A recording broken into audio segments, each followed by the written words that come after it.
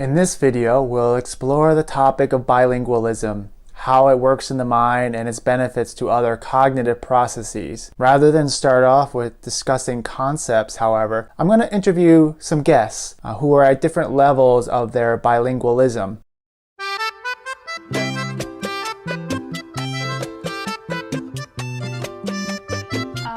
So we started in school. I'm gonna say I was in, well, a little bit since you are in elementary, basic stuff, and then it starts getting more and more. And I feel I started learning more when I was in 6th grade. In the school in Colombia is a requirement study English in high school.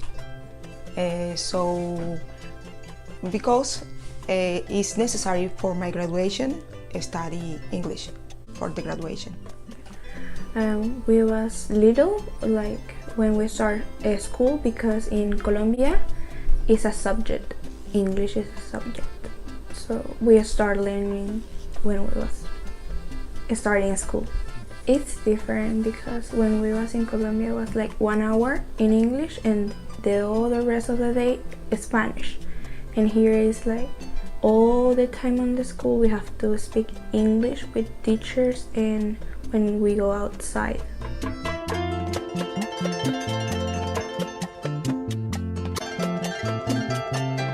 I think it was always, since I got here, a lot easier to understand, but not to speak. I didn't have the words to put together to speak. I think a combination of not having I wouldn't say the vocabulary, I have the words, I just didn't know how to put them together to make sense of the sentence that I wanted it to say. And then the listening wasn't perfect, but for the majority, especially my teachers who were very, they speak clearly and slow, it was much easier for me to understand instructions and what they wanted to tell me than for me to express what I wanted to express. Is listening is hard for me, and speak because I feel like embarrassing. Speak in other language is como que vas a hacerlo mal y da pena hablar en otra lengua, but the listening is very hard for me. I speak because it's difficult when I try to speak and my mind is processing. For me it's listen because some words sound different when you write it and when you listen.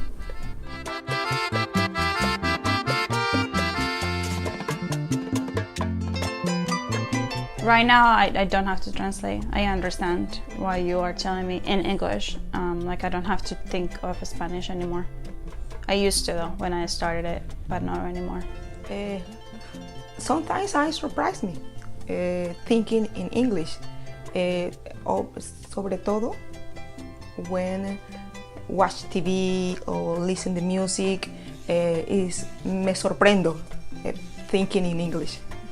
Or to also with Isabella talk to me is frequently that I understand her and I think in English because she told me sin pensar y I think in English.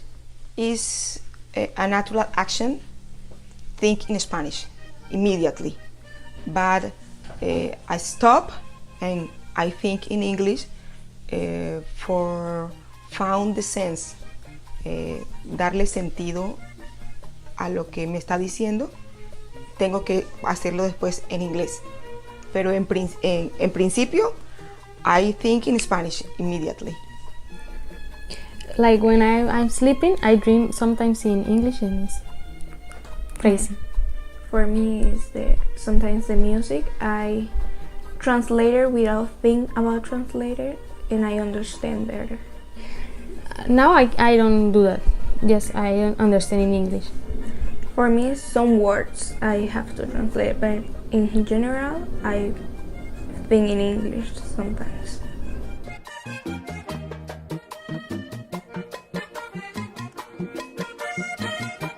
For me, the number one is praying. I cannot pray in English. It just doesn't feel the same. I grew up Catholic and I went to Catholic school through my whole school years. So it's impossible for me to have, I can say the words in English, but they don't feel the same. A lot is I don't know, tell carajo in English or words similar is I don't know that words in English, and so I need to speak in Spanish. Tell words very particular in my language. I would say it would just be I wouldn't say it's maybe part of the language, but it's more part of the cultural, which is maybe how loud you speak. Like it's very easy for me to go very loud in Spanish, and some people in English might think, or Americans might think that I'm screaming, but I'm not.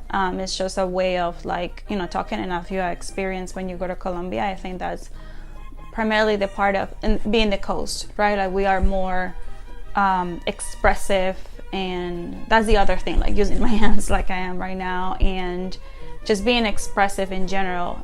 Is way more normal, I would say, in Colombia. But that, again, that's more cultural because that's where I'm from. Maybe if you meet somebody else from another part of Colombia, they will have a different experience as well from where we are in the North Coast or the Caribbean part of Colombia. Well, for one, it's much faster. We don't finish the words, like we start the other one kind of like mixed up with the last one.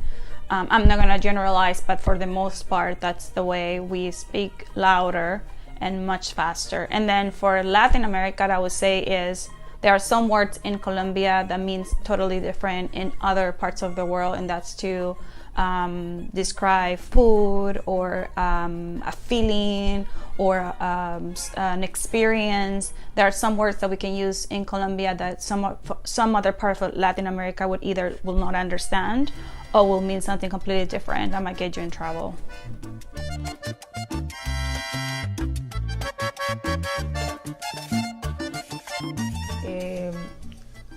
Watch TV in the language, and read a book, a magazine, everything. Take your hands, read. And the translator in the cell phone is, for me, is very important, because I watch a word that I don't know, immediately la busco y la pongo en contexto de lo que estoy leyendo o lo que estoy viendo en televisión. Y I watch TV in English and English subtitles, because for me is more easy read.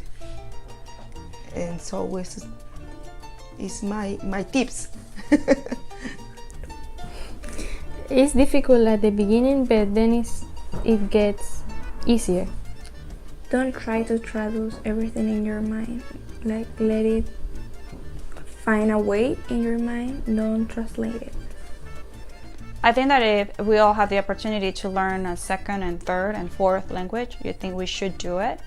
My experience has only been positive. I do remember people maybe making a slightly fun of me at the beginning, but I just didn't care, I think, and I think that was a good part for me to continue to how can I say it, like look into English and learn better and more every day, because even though I was slightly embarrassed at the beginning to speak, I just didn't let that, stop me from learning. And that would be general for everything that I learned. So I would say if you are even thinking that to do it, just do it, because I just think it's just gonna open up a new perspective in life and experience of the world, whatever language you decide to learn. To understand bilingualism, we need to understand something about languages first, how they're organized and how they differ among each other. A language is made up of well-defined patterns, the most basic of which are the sound units of the language called phonemes. The word cat for example, has 3 phonemes, ka, a, t. But you'll notice that we don't articulate these phonemes separately, but as one continuous sound, cat.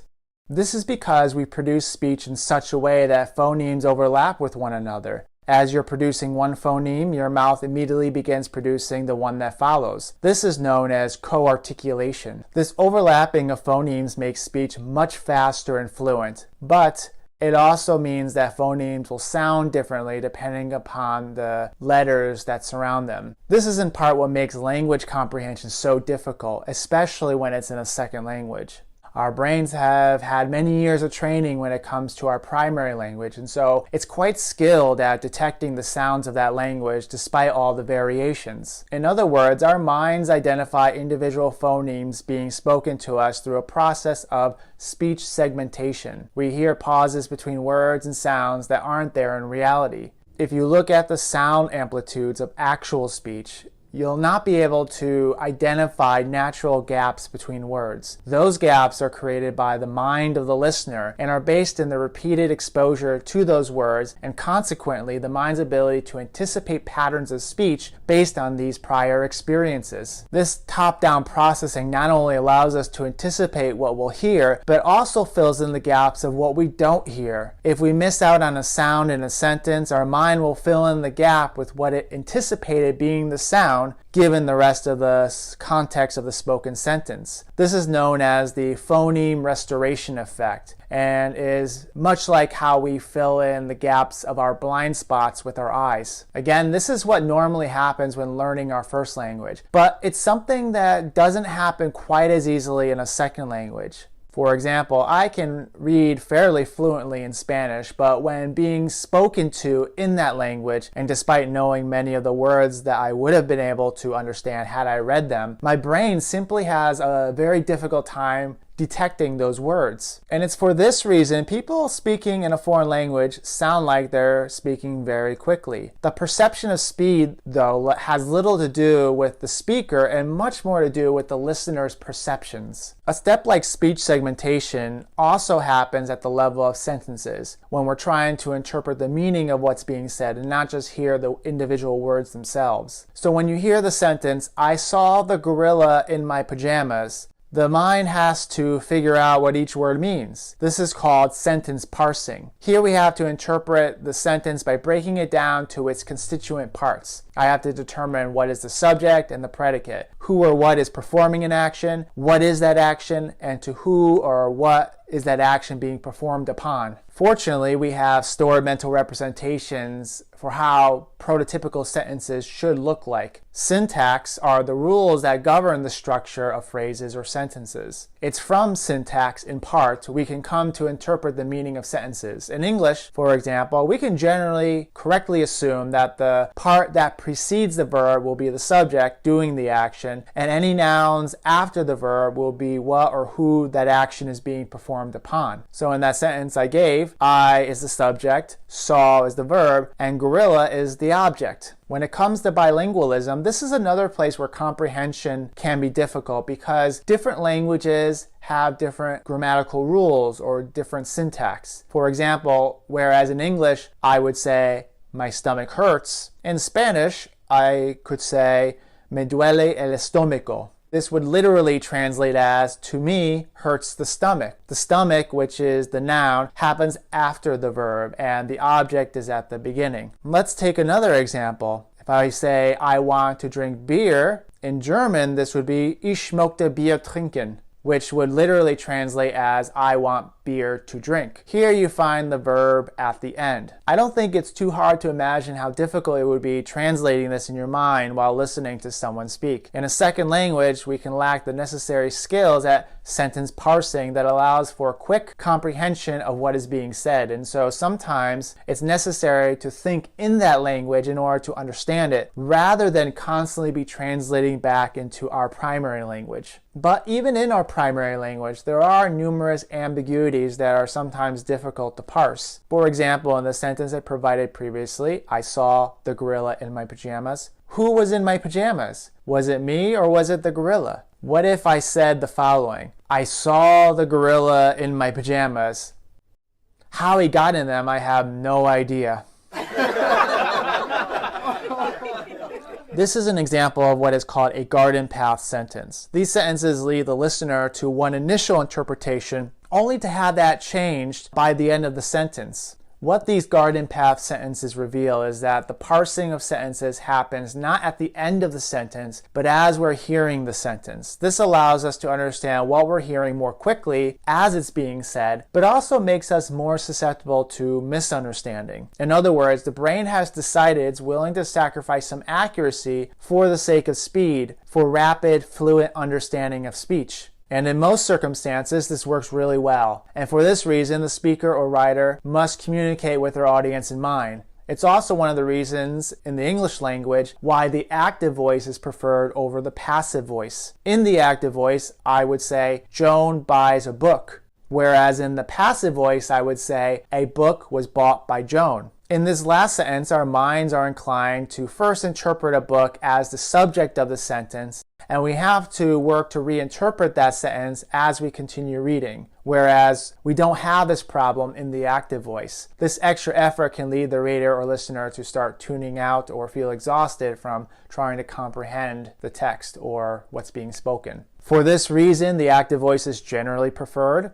However, this doesn't hold true for all languages, and though I'll have to leave it an open question today, I do wonder whether there are some cultural differences at play here. In other words, might there not be differences in how we understand our relationship to the world if we tend to think in terms of active voice versus passive voice? This starts to get into the topic of the relationship between language and thought, which will have to be the subject of a different video. Another difficulty in understanding a second language concerns the practical use of that language in everyday life, or what is called pragmatics. Here we can consider language as performative, or in other words, that words are not necessarily only about communicating a literal meaning, but are designed to elicit some kind of outcome or response. For example, when at a dinner table, I ask if there's any salt. I'm not asking about the literal presence of salt, but rather actually making an indirect request to please give me the salt. These speech acts, detailed in J.L. Austin's How to Do Things with Words, demonstrates how so much of our life is governed by this way of communicating. Another example of this indirect speech is when two people are going on a date and they have dinner, and then one is bringing the other home, and the date asks the other if they would like to come up and watch a movie on Netflix.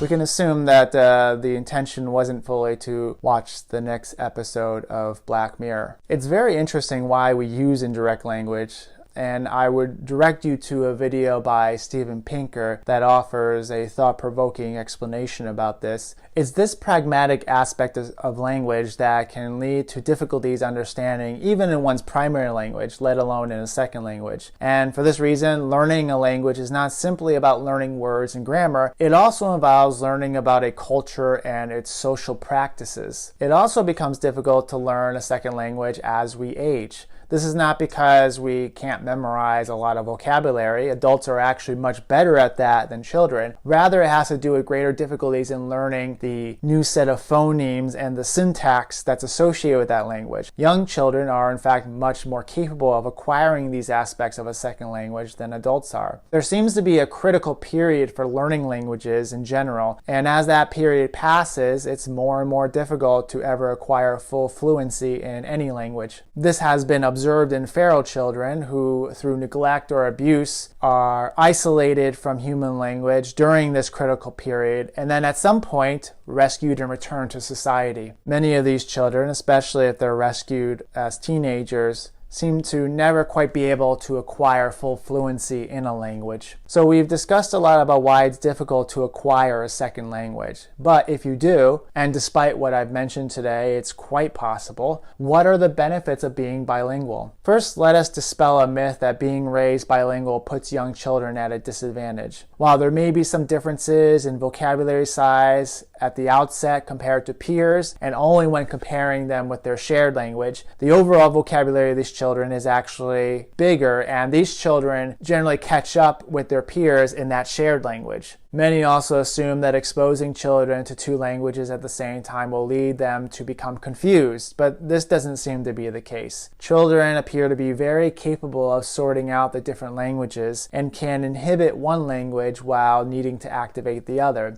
It's as if their brains create two separate boxes and can readily move back and forth between them as needed, with only occasional slippage between the two.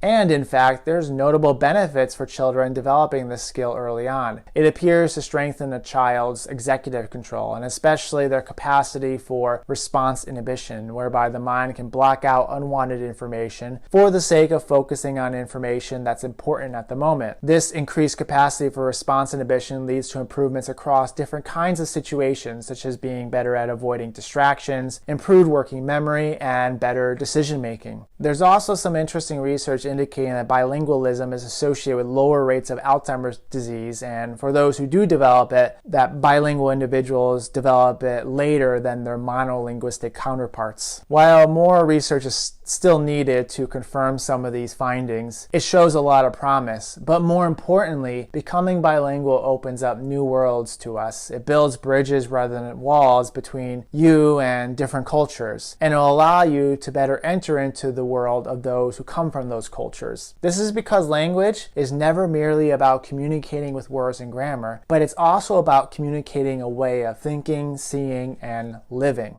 Do you have some experiences learning a second language? Were you raised bilingually? What was your experience like? Feel free to leave a comment or post a question below. And if you like this video and want to see more, please subscribe. Thank you for watching.